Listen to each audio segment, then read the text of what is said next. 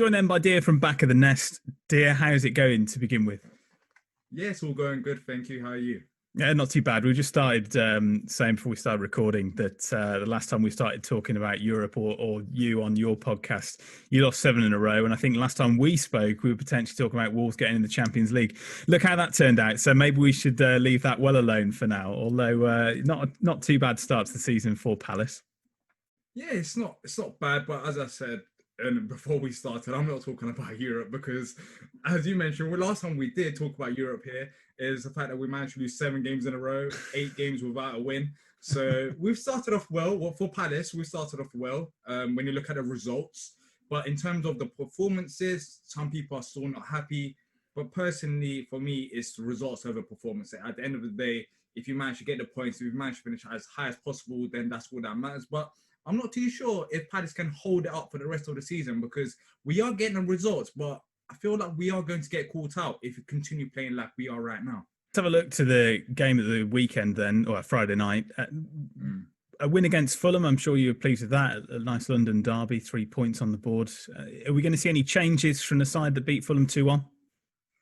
I don't think so. I don't think we'll see any changes. And even tactically as well, personnel and tactically, because going into the Fulham game, we approached it how we would approach facing a big side at times, where we just sat back.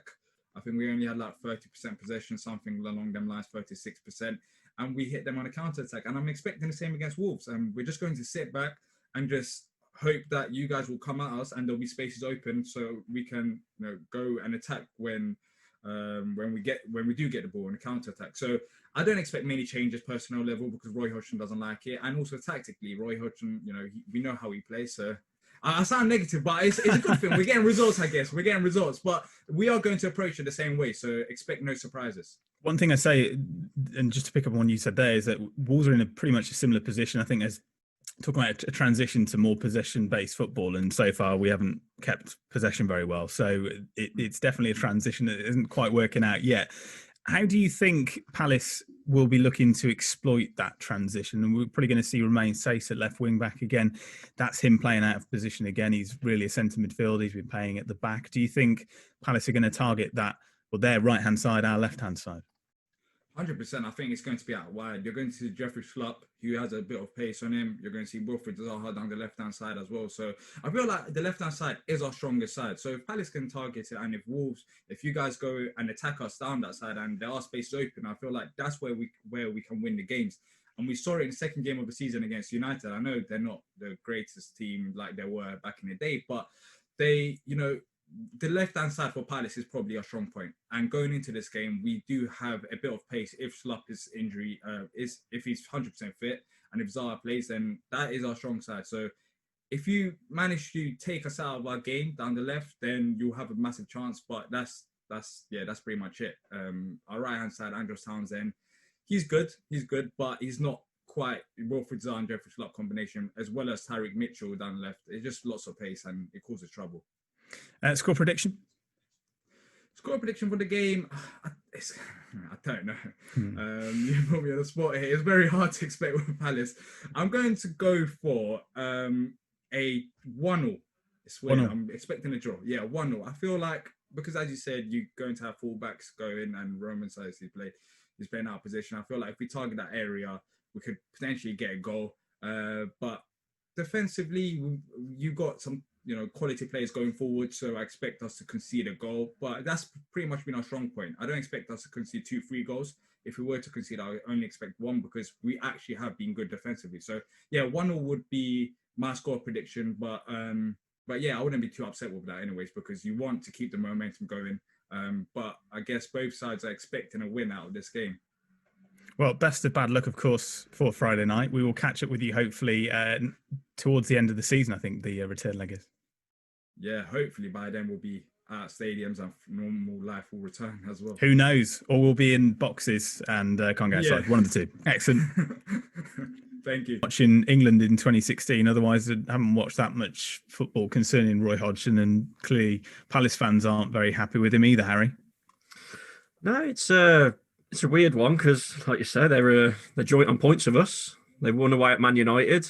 but you can understand why, can't you? You know, he's, as we said about Steve Bruce and the build up to the Newcastle game, he's an old school manager, isn't he? But he's got some flair plays in there as Sahara and that, so they get frustrated with the way they set up, which similar to us again, isn't it? So Roy Hodgson, I'll never like him because of what he did with England, but they've got their reasons not to like him, and I'm sure those reasons are valid. But he's done his due, any Roy Hodgson. He's been around for years, and what he does seems to work, but it's not nice to watch.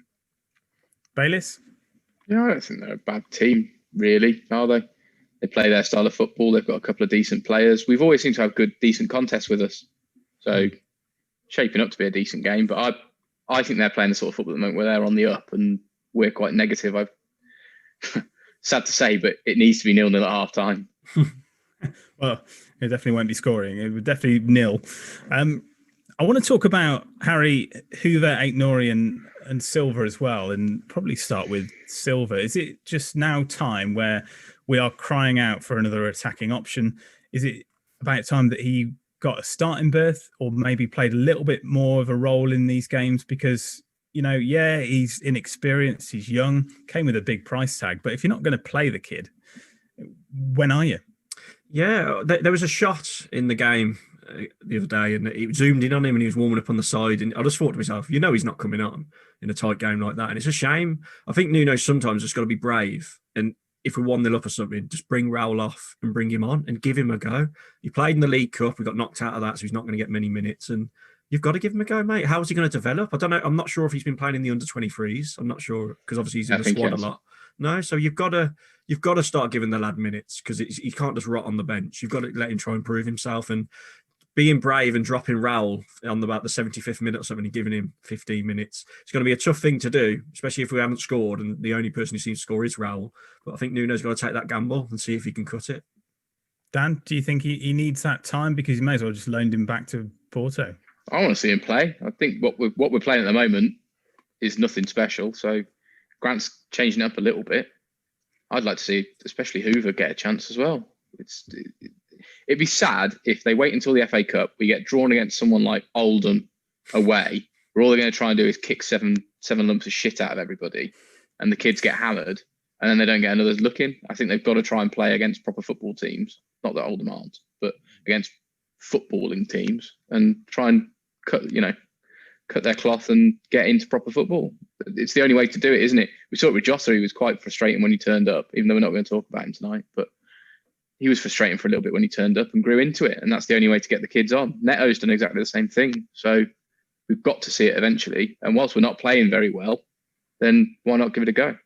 Harry, can you find a place in the team for both Jimenez and Silva to play? Because, I mean, when Jimenez went off and down a tunnel, he was clearly very, very angry with how the game had panned out, and rightly so. But do you think it's switching to the two up front and having a jig around is a real option, especially around the sort of 70th minute, I suppose, like Bayliss just said? Well, if you're not going to, if you, like I said, if you don't want to drop Raul, put two up there, but then you drop in Podence, Neto, you've got to drop one of them and you just put a midfielder in, unless he tries Neto and Podence in like an attacking midfield role. I've done Duncan Neves and Neto, for example, but he's a bit more advanced as an attacking midfield. Now, Fabio Silva and Raul as a two up top, why not try it? You've got to try and fit him in. We've spent a lot of money on him and he's not going to develop sitting on the bench, as we've mentioned. Same with Hoover. I'd like to see him come in as well. Maybe try and right wing back if Semedo doesn't kick on and start having consistent performances, or even try him in the back three. You've mentioned Aït-Nouri. He must be sat there thinking, hold on, I'm literally looking at a centre back / centre midfielder in my place. So what have I got to do to get in? Can you just get the Mike Bassett clip of 4-4 fucking 2? It ain't going to happen, is it? Let's be honest. It's not going to happen. It's never going to happen. But it would play into the context of what we're saying.